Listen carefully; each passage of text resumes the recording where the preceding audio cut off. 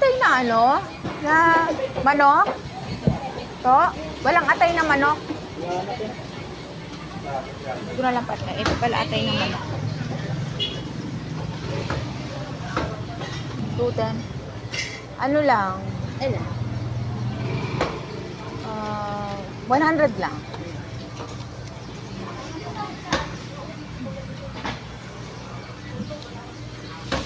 Okay. Ate. Thank you. Thank you. Or 30 pa. Kapya, madam. Apat pa. Ito, apat lang. Thank you. Ay, dito naman tayo sa gulayan. Anong kalabasa? Magkano? Ano yung napamili ko ba? Atay at saka isda para sa pusa. At saka kalabasa. Tapos bibili pa ako ng buhangin ng pusa, guys. Ito. Sa pusa, sa pusa. Sa pusa yan. Pusa. O sige yan. 100 yan. Oo. Si ate. Saan. Ito. Hi. Naka-video ka. Hello. Welcome to your vlog.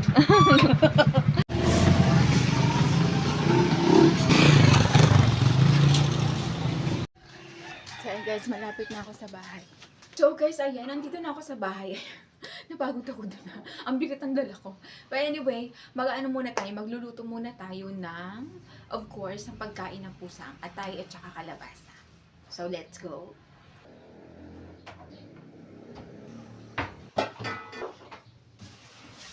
Isa natin.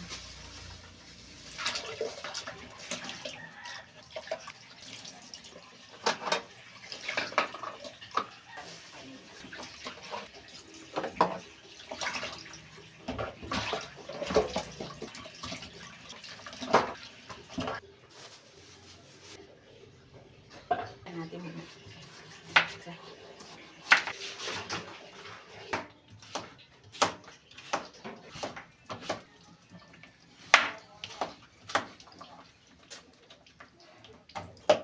Atay para sa pusa.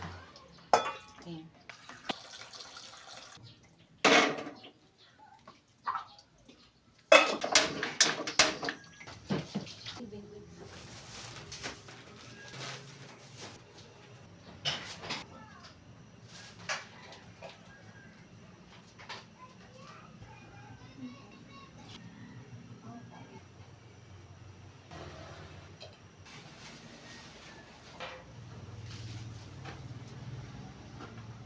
Ayun guys, initin ko itong natira naming ulam kagabi. Aalmusalin ko guys.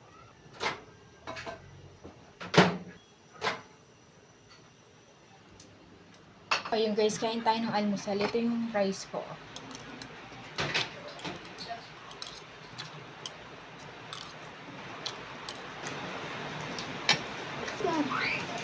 Koko. Umaga kang lugar. Kunti lang talaga akong kumain. Bilis na naman tumaluto. So guys, maraming salamat sa panonood sa akin and I'll see you on the next video guys. Maraming salamat. Bye!